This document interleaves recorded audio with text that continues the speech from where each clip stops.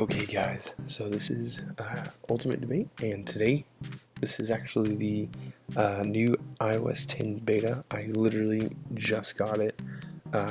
Super excited to try this out. I don't know why it says 9:41 a.m. This is in fact 12:27 a.m. So maybe it reset two different, I don't know, whatever. It looks a little bit different in the top, but I don't know what's going on. Press home to open. Interesting. So first thing I notice is normally it shows slide to unlock or open. Maybe they're phasing that out. I think they are actually. Alright, so this is it. Nothing really screaming of, oh my gosh, that's different. Okay, so this is actually really cool. So instead of the usual swipe left and you see the 4 suggested apps, and then maybe if you have news set up or something, you see widgets. This is super cool. You can see a lot of things a lot easier. I wish Force Touch was enabled a little bit so you could kind of sneak into that app. Still pretty cool though. That's the same. It's really weird to see Apple ditch the classic home screen kind of, where it's just the home screen, maybe some notifications and slide to unlock. Instead it's slide to see some widgets, and you do have to hit the home button, not just touch ID. So it used to be you would scan your fingerprint and it would automatically unlock. Now you actually have to click home. The settings is pretty similar, straightforward, not too many updates. I feel like the first update they're really just pushing the widgets when you slide to the left, from the lock screen, the home screen, or the notifications. So yeah, it's overall pretty cool. Nothing too crazy. I think with a few updates it'll be pretty good to go. So with the notification center, I notice whenever you move it like this, you actually see or you feel a haptic feedback. So that's kind of weird. Notifications looks slightly different with a bubble kind of style look instead of the so used square, I guess, rectangle, black look. And so I like how the notification center is also kind of grayed out instead of just black. I think that looks pretty cool. They added another option under settings just for fun, if you didn't know. They added cellular data, so that way you can quickly access turning off your data or notice looking at your data usage, whatever you need. Also, you can force touch folders and it will allow you to rename it quicker if you are just so in need to do that. A cool feature is an app that used to not have force touch enabled for any type of third-party action. It would just not do anything. Now when you click it, it actually gives you the option to share it. So maybe you have an app that you really want to show with someone. Maybe you just got Pokemon Go and you're telling your friend, hey look, you gotta get this, you gotta do it. With this, it'll allow you to force touch even if it doesn't have it enabled, and quickly message that app to that person. So that's pretty cool. So I want to see if Safari is any different, and it looks like there's not much of a change. Maybe the icons are a little bit different. The pages look relatively the same. Browser doesn't look much different. So yeah, nothing really crazy different on that aspect. So music looks much different. It's one of the things they pushed during the keynote during the WWDC 16. It's more of like a what you, I guess, want to see, or maybe you use more often. I don't really like this block style. I wish it was back and separated more, so that way it was a clear option of what you want to choose. But this might be a welcome change. The notifications actually look different, as you can tell. It's more of the iOS 6 throwback kind of, where it's a little block drop down instead of the I don't know what to call it, like the little title kind of drop down we've seen for a while. I really like it. I actually kind of like it a lot. So next time I get a chance to see the notification, let's see if we can get into like a text message conversation. We'll do that in a second though. But back to music. It looks weird. Honestly, I'm not sure I'm a fan of it. It's kind of odd. I like the other thing a little bit better, but this is what Notification Center looks like with a text message. This is inside the messaging app. It looks about the same. The icon at the top a little bit different. Shows the contact picture, or the would-be picture. The send button no longer says send. Instead of, it's just a blue arrow or a white arrow in a blue circle.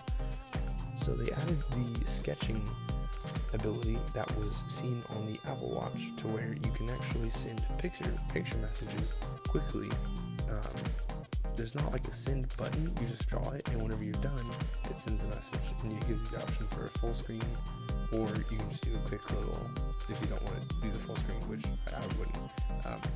So if you were jealous of someone with an Apple Watch sending messages like that, you're welcome. Now you have it.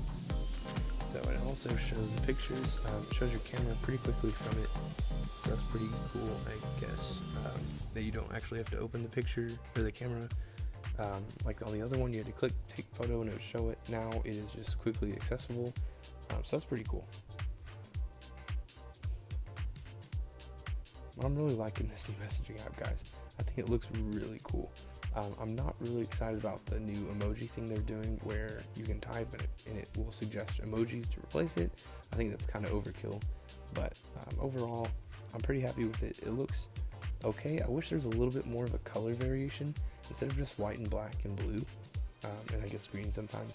I wish there was some, I don't know, something different. Like, I like how the Google messaging app on Android has multiple different colors. It's just really pretty. This is not bad. It's just kind of boring, guys. It's really boring to just see the same colors over and over and over and over and over and over, especially across multiple devices, and you're just like, man, I paid so much money. But oh well, who am I, you know? Right. But yeah, so the main thing they're pushing are the widgets. That's pretty much it. The swiping left to see widgets on the home, lock screen, and in Notification Center. Camera app doesn't look any different, guys. Looks exactly the same. And there's the notification I was talking about, and I want to see. So you don't scroll down to access it anymore. You actually have to force touch it, and shows your conversation a little bit. So it gives you the option to respond still inside of whatever app you're in. I liked better scrolling down to open it instead of force touch. I feel like it's just a little bit easier. It's been a habit for like 3 years now, and so it'd be kind of nice to keep the scroll down, but I'll still take this. I like the ability to see a previous message, just because sometimes you forget what you're talking about, or what you said earlier. Don't judge me if you think I'm weird. It happens to everyone. And also, when you send your message, it keeps it up. So that way, maybe you want to send a second message. That's pretty cool, because I know I do that a lot, where I'll send a message and want to send a second one. So that's pretty cool. But you do have to exit out now manually, which isn't a problem. Just one touch quickly in the middle of the screen gets rid of it. So no really problem there. So this is the new face gallery for Apple Watch, or Apple Watch OS 3.0, whatever. I haven't seen any update yet. I'm gonna go ahead and check on that, and I'll drop another video if there is. I'm pretty sure there's not though, guys. But I will be doing the Mac OS Sierra soon. So anyways, the new watch faces they're pushing are more centered towards specific things, like the extra large if you just want time. There's also one for stopwatches if you literally just want to use it as a stopwatch. You can change between faces super quick. You can add it from your phone, so that way you go onto your watch, no problem, switch pretty quickly. All you do is force touch and swipe. I really like having photos up as a screen, just because I like seeing, if my favorite photo or whatever. It's pretty cool. So there's nothing really crazy. There's no software update yet, but that watch gallery shows they're getting ready pretty soon. The multitasking is the same, doesn't look any different. And I like how, I'll show you this in a second, whenever you use a link to jump out of an app, it does the jump back they introduced last year with iOS 9. Check this out. In the top left corner it says Twitter, and normally it used to cover up the cellular coverage, so you wouldn't see your bars, you wouldn't see the carrier. Not a big deal, but it was kind of annoying because I like knowing my coverage is at that moment. So now what they do is they add on the back to whatever app it is and just move the bars over. I like that, so you can still click on back to whatever app and get back to that, but you still see your coverage. That's pretty cool, and I feel like well done on that part. So yeah, there it is. See, so that's pretty cool. Nothing much has changed other than that, guys. Just like I said, the widget thing. But yeah, I wanted to show you guys this just so you can see kind of a first look at what it looks like, what we are moving towards, and what we can expect. So yeah, this is pretty cool. I really noted that I do not like the having to click the home button to open. So I usually use the side button to unlock or to open the phone, and then just use my touch ID to open it. So now it's like, why do you even need a lock button? But whatever. So I kind of wish they would bring back being able to just touch it. I don't see a point in having to click it also. Maybe they want you to be able to access widgets, which doesn't make sense because once you unlock the phone, you go to the left and it shows right there. Siri is no different at all. Literally looks exactly the same. It seemed a little bit faster than normal. I don't know if that's normal or usual or whatever, but cool, I guess. So yeah, that's pretty much it for today, guys. I just wanted you to get a quick look at iOS 10. It is the beta, so it's not final, of course. We'll see a lot of new updates, and I'll be rolling out updates as we go. So I just wanted you to see this. And so if you decide to sign up for the beta, go ahead if you want. You don't have to, it's whatever. But yeah, thanks for watching, guys. I'll be rolling out a new video on the Mac OS here tomorrow. Be on the lookout for that, or I guess today, whenever you're viewing it. But anyways, be on the lookout for that, guys. Check out my website, ultimatedebatereviews.com, for more. Got connected on social media, whatever you need. Go ahead and hit that up for me. Share this video, like it, comment, subscribe. Thanks so much for watching, guys. I'll see you in the next one. Peace.